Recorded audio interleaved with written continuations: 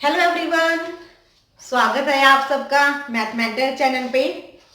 तो चलिए, आज का ये लेक्चर किस पे बेस्ड होने वाला है, ये आपका हमारा जो लेक्चर है ये हम डिस्कस करेंगे हमारा जीआईसी जो मैथ्स है उसकी क्या, जब आप मैथ की एग्जाम की प्लानिंग क्या रहनी चाहिए, जब आप इसकी प्रिपरेशन करनी स्टार्ट करते हो तो कैसे आप लोगों ने स्टार्ट करनी है। जो कैंडिडेट तो किसी चलो इंस्टीट्यूट वगैरह से ले रही है उनकी तो वहां से फ्लो बन जाता है। जो अपने बिहाफ पे पढ़ रहे हैं उनको बताना चाहूंगी कि देखिए, आपका 20 जून फिक्स हो गया है, डेट है ना 20 जून। तो डेट फिक्स होने के बाद हम प्रॉपर प्लानिंग के साथ चल सकते होते हैं। अब आपने करना क्या है, आपको ये पता है कि 40 मार्क्स की तो जीएस आएगी और 80 का हमारा क्या आएगा, 80 मार्क्स का हमारा क्या आएगा, मैथ्स आएगा, है ना। और 1/3 एक्टिव मार्किंग भी है, इसको भी ध्यान में रखना है। वही क्वेश्चन अटेम्प्ट करने हैं जो मैक्सिमम हमें 100% हम कहते हैं श्योरिटी है, जिसमें 90 हो चलो हम लगा भी सकते हैं उन चीजों को टिक पे। अब जो 40 क्वेश्चन आपके हम बात करें जीएस में, उसके काफी क्वेश्चन टॉपिक ऐसे हैं, है ना, काफी टॉपिक है इस जीएस के सिलेबस में। अगर आपने सिलेबस देखा हो तो इसमें से कोई भी अगर एक टॉपिक आपको डिफिकल्ट भी लग रहा हो, अर्थमेटिक रीजनिंग वगैरह तो हम मैथ्स वाले हैं कर लेंगे, कोई दिक्कत नहीं आती।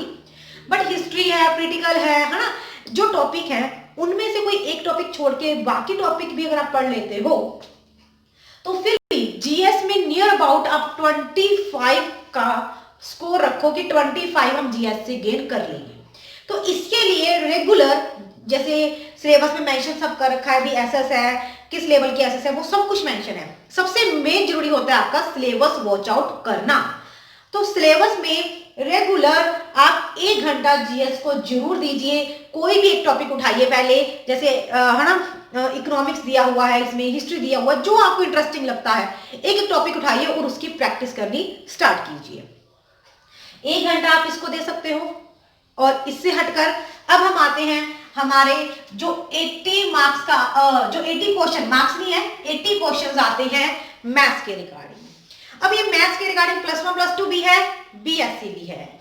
करना कैसे है, सबसे पहला स्टेप सिलेबस, ठीक है। सबसे पहला स्टेप सिलेबस खोलो, उसमें देखो कौन से टॉपिक है। जैसे पहला उन्होंने रिलेशन एंड फंक्शन दे रखा है, फिर उसके बाद मैट्रिक एंड डिटर्मिनेंट दे रखा है। अगर आप अभी स्टार्ट कर रहे हो, अगर आपको लग रहा है कि मेरे को रिलेशन फंक्शन एकदम से थोड़ा डिफिकल्ट लगता है, तो पहले आप मैट्रिक एंड डिटर्मिनेंट से स्टार्ट कर लो। मैट्रिक एंड डिटर्मिनेंट हमें पता है +1 +2 के टॉपिक हैं ये सारे, रिलेशन एंड फंक्शन भी, है ना। तो क्या करना होता है, आप ना आरडी शर्मा की बुक लो। मैंने पहले टीजीटी पीजीटी में भी बताया था कि आरडी शर्मा की बुक से आप कर सकते हो, कोई जरूरी नहीं है आरडी शर्मा, अगर आपके पास कृष्णा पब्लिशर की भी आती है वो वाली बुक से वो भी लो। कहने का मतलब क्या है, ये जेई मेंस की एंट्रेंस की है, जेई मेन एंट्रेंस एग्जाम की है। जेई मेंस एंट्रेंस एग्जाम की जो बुक्स हैं वो उठानी है एंट्रेंस एग्जाम में। मैंने टीजीटी पीजीटी में क्या बोला था कि उस टाइम आपने आगे से बेस क्लियर करना है। अब क्योंकि ये जीआईसी मैथ का है तो बेस तो क्लियर करना ही करना है, प्लस इसमें आपने जेई मेंस के लेवल के भी एमसीक्यूज लगा देने हैं, ठीक है। कोई भी पब्लिशर की बुक आपके पास है, ये नहीं है कि आप स्पेशली मार्केट में जाओ न्यूली परचेज करो। तो जेई मेंस एंट्रेंस एग्जाम की कोई भी बुक अगर आपके पास है, पहले बेस क्लियर कीजिए और फिर उसी में से एमसीक्यूज जरूर लगाइए। एमसीक्यूज लगाते हो और बेस करते हो, बेस करते करते कभी कभी कुछ चीजें हम, जैसे डिटर्मिनेंट में कुछ चीजें थोड़ी डीप की भी जाती हैं, वो हमें लगता है कि हम जरा छोड़ देते हैं, है ना। छोड़नी नहीं है, करना क्या है, जैसे ही आपने एक चैप्टर पढ़ा, थोड़ा बहुत बेस पढ़ा, एक चैप्टर पढ़ा, फिर उसका प्रीवियस ईयर जरूर चेक करो, प्रीवियस ईयर जरूर चेक करो, ठीक है। देखिए मेरे पास अभी बात करूं प्रीवियस ईयर की, वैसे तो क्वेश्चन पेपर तो नहीं है, पर मेरे पास ये है, यहाँ पे लिखा हुआ है एलटी ग्रेड जीआईसी, यहाँ पे जीआईसी मैथ लेक्चरर का इस बुक में दे रखा है प्रीवियस ईयर का पेपर, है ना। तो यहाँ से आपको थोड़ा क्वेश्चन का लेवल पता चल जाता है। ये आप देख सकते हो कि जीआईसी गणित का है, उत्तर प्रदेश लोक सेवा आयोग की तरफ से, परीक्षा 2015। तो आप देख सकते हो कि इसमें आपको लेवल्स पता चल जाते हैं। जब भी आप कोई भी चैप्टर पढ़ रहे हो, चैप्टर पढ़ते पढ़ते साथ में प्रीवियस ईयर को जरूर में ध्यान रखना है कि उसमें लेवल क्या रखा गया है क्वेश्चंस का, ठीक है, उसी लेवल के अकॉर्डिंग पढ़ें, क्योंकि जब हम उस लेवल के अकॉर्डिंग पढ़ते हैं लो लेवल तो अपने आप हो जाते हैं, क्योंकि ये मॉडरेट लेवल ही है ना। थोड़ा सा अगर कोई हमें लगे कि हाई लेवल का है, हम इसे छोड़े का ना छोड़े, तो उसे देखो प्रीवियस ईयर में कैसे क्वेश्चन उन्होंने कलेक्ट किए हुए हैं, तो उसी पॉइंट ऑफ व्यू से करो, ठीक है जी। तो क्या स्ट्रेटेजी लगानी है कि +1 +2 को जो जेईई मेंस की एंट्रेंस एग्जाम की बुक्स है उसमें से एमसीक्यूज भी आपने करने हैं, बेस भी क्लियर करना है।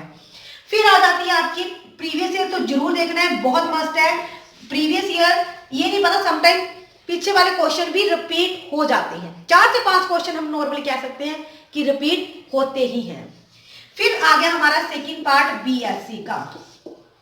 बीएससी के लिए भी अगर मैं बोलना चाहूं भाई, है ना, बीएससी के लिए तो सबसे पहले मेन फंडा रहता है बेस क्लियर। लीनियर अलजेब्रा हो गया आपका, nth ऑर्डर डेरिवेटिव हो गया, कर्ल, ग्रेडियंट, डिवर्जेंट, है ना, जो वेक्टर के डिफरेंशिएशन है, स्टोक्स थ्योरम, बहुत कुछ है आपका, मैकेनिक्स, स्टैटिक्स, बहुत कुछ है बीएससी। मैकेनिक्स जो हम बात करें स्टैटिस्टिक्स की, मैकेनिक्स की, पहले +1 +2 में काउंट करते थे, लेकिन हम उसे बीएससी में ही काउंट करेंगे क्योंकि अभी बीएससी में ही आता है। तो सुनिए बात को, उसके लिए आपने क्या करना है, अभी सबसे पहला जो मेन टॉपिक आपका रहेगा ना बेस, क्योंकि आगे आपका मेन भी होना है, टाइम है आपके पास, सबसे पहला होगा बेस बिल्ड होना चाहिए। तो बेस के लिए जो आपने बीएससी में पढ़ी है बुक्स, जिस राइटर की आपने बुक्स पढ़ी है उसी राइटर को बुक्स को उठाइए, कोई दूसरी राइटर की बुक्स मत उठाइए, क्योंकि जब हम किसी दूसरी राइटर की बुक उठाते हैं ना तो हमें समझ में नहीं आता है कि इसमें क्या लिखा हुआ है। बट जो ऑलरेडी हमने पढ़ी थी बीए में या बीएससी में ऑलरेडी पढ़ी थी, उनको दोबारा पढ़ना हमारे लिए बहुत इजी रहता है। तो वही राइटर सबने अलग अलग जगह पे की होती है, तो उन्होंने अलग अलग राइटर पढ़े होंगे, तो अपने राइटर के अकॉर्डिंग ही आप लोग बीएससी के पहले बेस टॉपिक को प्रिपेयर कीजिए। बहुत सारी बुक्स हैं भाई, है ना, सभी टॉपिक्स में। अब मैं क्या एक एक बुक्स दिखाऊं, जब मैंने बोल दिया आपको कि बीएससी की बुक्स जो है उसी से बेस क्लियर कीजिए। प्लस फिर बात आती है कि एमसीक्यूज कहां लगाएं। बेस तो क्लियर कर लिया, क्योंकि बेस क्लियर करने से हम कभी कभी क्वेश्चन टैकल नहीं कर पाते, इसीलिए एमसीक्यूज करना बहुत जरूरी होते हैं। तो एमसीक्यूज कैसे कर सकते हैं, एमसीक्यूज ना 2 टाइप की बुक्स ले सकते हो, 2 टाइप की बुक है। एक तो ना एमएससी एंट्रेंस एग्जाम की बुक आती है, जैसे जहां पे जेईई मेंस एंट्रेंस एग्जाम है, जेईई मेन में एडमिशन लेने के लिए एमएससी एंट्रेंस एग्जाम की बुक्स होती हैं। हम बीए करते हैं, बीएससी करते हैं, उसके बाद एमएससी करना चाहते हैं, बहुत सारी यूनिवर्सिटी में होता है कि उसके लिए एंट्रेंस एग्जाम देना पड़ता है। बहुत सारी यूनिवर्सिटी में ऐसे होता है कि आपने बीए में कैसे मार्क्स लिए उसके अकॉर्डिंग आपको एडमिशन मिल जाती है, सबका अलग अलग पैटर्न है। तो एंट्रेंस एग्जाम इसका होता है। एक तो एमएससी एंट्रेंस एग्जाम की वो बुक्स लीजिए, जब आपने बेस क्लियर किया तो उसमें से क्वेश्चन टैकल करने की कोशिश कीजिए, मेन यही रहता है, यहां से ही हमारा क्वेश्चन बन जाता है। फिर भी क्योंकि हम थोड़ा सा पढ़ रहे हैं और अच्छे से, क्योंकि इसमें कभी क्वेश्चन कम मिल पाते हैं, एमसीक्यूज ज्यादा आप हब में प्रैक्टिस करना चाहते हो तो हमारा सीएसआर जो नेट है, आईआर सीएसआईआर जो नेट की बुक है ना, अरिहंत पब्लिशर की ले सकते हो, अरिहंत की नहीं तो जो भी आपके वहां पे पब्लिशर आपको अवेलेबल है, आप बुक्स को खोल के देखना पहले, एमसीक्यूज देखिए, हमें पता चल जाता है कि सिलेक्शन कैसे की हुई है इस बुक राइटर ने। तो सिलेक्शन हमें, क्योंकि हम खुद पढ़ा रहे हैं, जब हम लेक्चरर के पेपर की तैयारी कर रहे हैं तो हमारा थोड़ा बहुत बेस इतना तो है, उसके अकॉर्डिंग हम चूज करके आराम से बुक को ले सकते हैं, ठीक है जी। तो ऐसे आप विद इन टारगेट क्या रखना है आपने, क्योंकि 20 जून को आपका पेपर है, 1 बाय 1 करो आप लोग सारा कुछ। मैं चलो फेब से लेके चलती हूँ, है ना, फेब, मार्च, अप्रैल। आपने क्या रखना है कि इस फेब और मार्च में आपने इन 2 महीनों में पूरा +1 +2 कंप्लीट कर देना है, या इवन कि पहले ही कंप्लीट हो जाए, है ना। आप अपना शेड्यूल बनाइए कि मैंने 1 हफ्ते के अंदर अंदर ये चैप्टर खत्म कर देने हैं, ये कर देना है काम, है ना। तो +1 +2 पूरा मार्च फेब में खत्म कीजिए। अप्रैल को आप रखिए बीएससी के लिए, मार्च के कुछ दिन को बचाने की कोशिश करना भी वो बीएससी के लिए कवर हो, ठीक है। यहाँ पे भी कुछ बीएससी के टॉपिक साथ में कर सकते हो, जैसे आप डेरिवेटिव करते हो, लिमिट किया, कॉन्टिन्यूटी किया, डेरिवेटिव किया, डेरिवेटिव के साथ nth order derivative, successive differentiation, वो इसी के साथ ही कर दो, है वो बीएससी का, एनकोडर, सक्सेसिव डिफरेंशिएशन है BSc का, वो इसी के साथ यहाँ पे ही कवर कर डालो, क्योंकि साथ में लिंक बन जाता है, सारा अच्छे से कवर हो जाता है, ठीक है ना। वेक्टर करते हो फिर वेक्टर की इंटीग्रेशन भी साथ में कर डालो।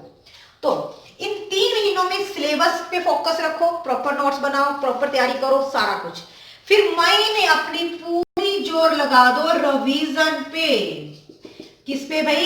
रिवीजन पे। जितना ये 3 महीनों में पढ़ लिया, जितना ये 3 महीनों में हमने बेस तैयार कर लिया, उसको अब दोबारा से 1 महीने के अंदर अंदर प्रैक्टिस करनी है। प्रैक्टिस करते करते कुछ चीजें नमी भी आ जाती हैं, कुछ और एमसीक्यूज भी हो जाते हैं। तो ऐसे स्ट्रेटेजी से चलोगे तो आपका पेपर के तक 20 जून तक आपकी प्रॉपर एग्जाम की तैयारी हो जाएगी, ठीक है जी। अपने बिहाफ पे आप घर पे ही पढ़ सकते हो, बट प्रॉब्लम क्या आ जाती है ना सम टाइम, कि जब हम टॉपिक पढ़ने लगते हैं, हमने एक टॉपिक किया मैट्रिक डिटर्मिनेंट, चलो इजीली हो गया, 2 दिन टॉपिक करते हैं, तीसरा टॉपिक करते हैं तो हम कभी कभी खुद से नहीं पढ़ पाते हैं, है ना। 2 टॉपिक करने के बाद तीसरा टॉपिक हम चलो यार कल कर लेंगे, ऐसा हो जाता है। जब टॉपिक करते हुए बीच में कुछ चीजें समझ में नहीं आती, तो अगर बीच में कुछ समझ में नहीं आती तो चाहे तो आप अनदर सोर्सेस से कलेक्ट कीजिए डाटा, या फिर बेटर रहेगा आप कोचिंग ले लीजिए, क्योंकि कोचिंग से क्या हो जाएगा कि आपको अदर सोर्सेस से डाटा कलेक्ट नहीं करना पड़ेगा,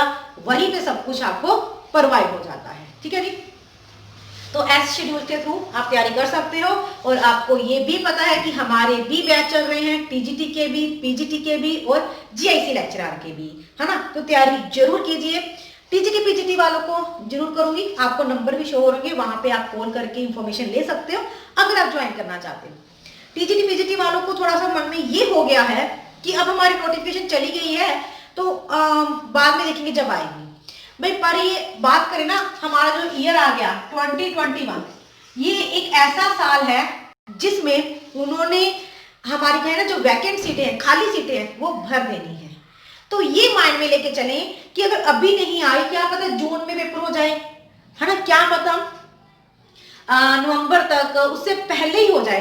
तो जितना टाइम आपको अच्छा सा पढ़ने को मिलेगा, प्रैक्टिस को मिलेगा, उतने अच्छे स्कोर आप कर पाओगे।